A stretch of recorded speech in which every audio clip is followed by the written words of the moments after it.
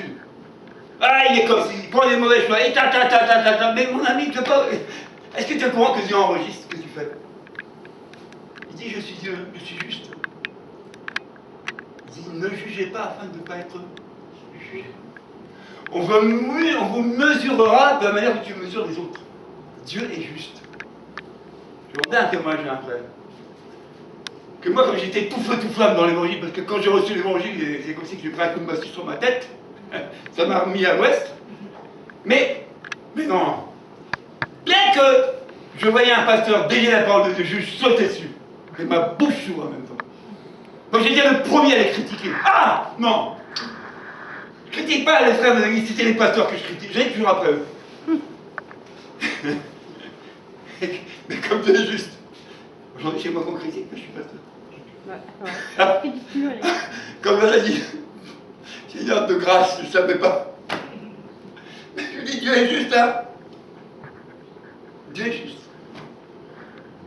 Mais si seulement on passait du temps à prier et à regarder à Jésus. Ce passage-là nous parle. Tant que Pierre regardait Jésus, il ne s'enfonçait pas dans l'eau. Dès qu'il a regardé au problème et ailleurs, il a commencé à se noyer. Et comme Dieu nous aime, il n'a pas permis que Pierre se noie, il lui a tendu la main et il l'a remis dans la barque. Peut-être que toi, tu as dévié ta vie.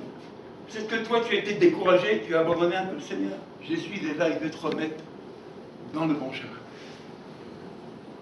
Amen. Donc on va prier. Des fois, il n'y a pas besoin de prêcher 3 heures que Dieu nous parle. Nous sommes dans une situation qui est bien délicate, difficile. On ne va pas sauter de joie. Mais on devrait plutôt se réjouir qu'avec Jésus. C'est tout qui joue. Moi, mon cheval de bataille, quand j'entends maladie, référence Ésaïe 53, c'est l'ordonnance que j'envoie aux gens. Le médicament, c'est Ésaïe 53. Lisez Ésaïe 53. Il a pris nos iniquités, il a tout pris. Mais est-ce que je suis convaincu que c'est Jésus qui guérit? Est-ce que j'ai cette foi-là? Je ne sais pas si vous réalisez les passages de la Bible. On cite des gens muets de naissance, aveugles, boiteux, des gens qui avaient la lèpre. On cite des cas, des gens qui étaient morts depuis plusieurs jours. Hein? Mais quand on a été voir le maître pour qu'il intervienne, il est intervenu. Les gens, ça y est, c'est fini, ils sont guéris. Et on dit que quand tu demandes quelque chose à Dieu, demande-le avec la foi, pas le doute. Jacques le dit, qu'un tel homme ne s'imagine pas qu'il recevra quelque chose du Seigneur. Ne pense même pas recevoir quelque chose de Dieu. Dieu attendra que tu changes pour te donner. Donc des fois dans nos vies, il y a des choses qui tardent à arriver. Qu'on a demandé à Dieu, mais quelle est notre attitude dans notre demande? Est-ce qu'on demeure dans la foi jusqu'à temps que Dieu nous réponde? Prenez la parabole du juge inique. Cette dame a été harcelée le juge pour qu'il lui fasse justice. Et le juge a craqué, il dit non, madame, non, tous les jours elle est sur mon dos. Est-ce qu'on a cette constance dans la prière? Amen. Dès que tu as donné à Dieu ton problème, ne t'inquiète pas. Il a promis, il est avec toi tout le temps, il va pouvoir à tes besoins. Non, ne t'inquiète pas. Laisse le problème où il est. Il est chez Dieu. Mais si tu commences à t'abîmer, tu peux voir le régler toi-même. Regardez, nous tous, on a des enfants, et dans la génération d'aujourd'hui, les enfants partent en vrille. C'est pas nous qui vous montrons ça. Et notre société, là où ils vont, ça les influence. Mais est-ce que tu as foi que quand tu pries pour eux, Dieu les garde? Ah. Est-ce que tu as foi qu'à travers ta prière, Dieu les touchera et Dieu les amènera vers lui? Est-ce que tu as foi ça? Ou tu regardes tes enfants faire des bêtises et tu pleures, tu te morfonds. Regardez les couples, c'est pareil, mari et femme. Pour un oui, pour un non sur les grippes. Mais est-ce que tu pries réellement pour ton mari? Est-ce que tu pries pour ta femme pour que ça change? Est-ce que tu pries dans ta maison pour que l'atmosphère change? Est-ce qu'on passe par Jésus pour ça? Ou on le fait de nous-mêmes? Parce que je veux, j'ai décidé. Mais est-ce que c'est que l'égocentrisme, c'est tout centré sur soi-même? C'est grave, hein? C'est que toi, rien que toi. Centrons-nous sur Jésus.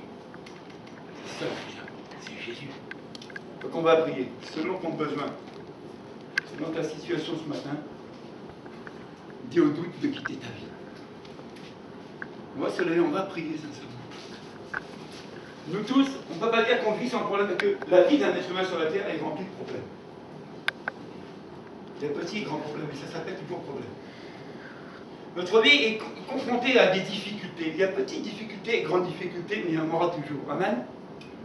Depuis que le monde est monde, depuis la désobéissance d'Adam et Ève dans le jardin d'Éden, c'est comme ça que ça se passe.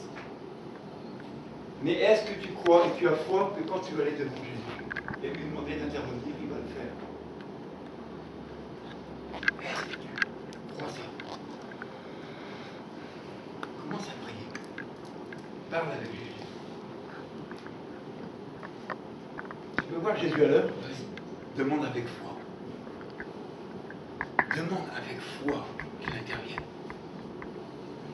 Qu'est-ce que tu veux voir de la part de Dieu se manifester, mon frère, ma soeur? Qu'est-ce que tu attends de la part de Dieu? Peut-être que toi, ça peut aller, mais tu es informé qu'il y a une situation dans ta famille ou dans ton foyer de quelqu'un qui ne va pas. Soyons des hommes et des femmes de prière, pas de parole, de prière. Jésus l'a dit. Vous êtes mon habitation, vous ne vous appartenez plus. Vous êtes devenus des maisons de prière. Lève-toi, mon frère, ma soeur, et commence à prier pour toutes les situations qui sont tenues de dépasser les gens. Crie à Dieu. J'avais cette pensée. Est-ce que Dieu a laissé Moïse tout seul dans le désert avec ses problèmes? Moïse avec les Égyptiens d'un côté qui arrivaient. Moïse devant la mer, il ne pouvait pas traverser. Moïse était là, tout seul. Mais est-ce que Moïse a douté de l'intervention de Dieu? Est-ce que Moïse a pleurniché? Est-ce que Moïse a sangloté? Dieu a vu qu'il y avait quelque chose qui était là. Dieu a fendu la mer. Dis Seigneur, je veux que tu fendes la mer pour moi ce matin. Brandis la parole de Dieu. Et libère la parole de Dieu sur ton problème afin que la mer s'ouvre pour toi. Que le chemin soit tracé pour toi. Lève-toi, prends la parole de Dieu, libère-la. Cette parole vient de Dieu. Elle est pour nous les hommes. Alors on ne peut pas la négliger, on doit la saisir. Et on doit la libérer. Que veux-tu que je fasse pour toi? Jésus a dit à Pierre, viens Pierre. Ce matin, Jésus te dit, viens mon frère, ma soeur, viens vers moi. Viens vers moi, avec moi c'est la réussite. Viens vers moi, je te donnerai ce que ton cœur désire. Viens vers moi. Est-ce qu'on va vers Jésus régulièrement? Est-ce qu'on a confiance en lui? Est-ce qu'on regarde à lui ou à autre chose?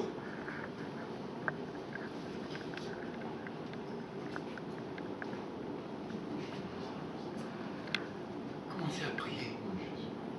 Priez ce matin.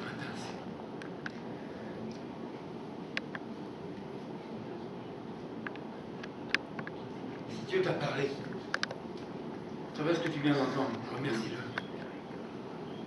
Dieu ne parle pas aux absents. C'est vous qui êtes présents ce matin. C'est à vous que Dieu parle. Cette parole, elle est pour toi, mon frère, elle est pour toi, ma soeur, tu en as besoin. Fais comme les disciples, fais comme Pierre. Ordonne que je vienne, je viens. Ordonne que je me lève, Jésus, je me lèverai pour toi. Ordonne, Jésus. À qui tu obéis aujourd'hui? Aux situations où est Jésus?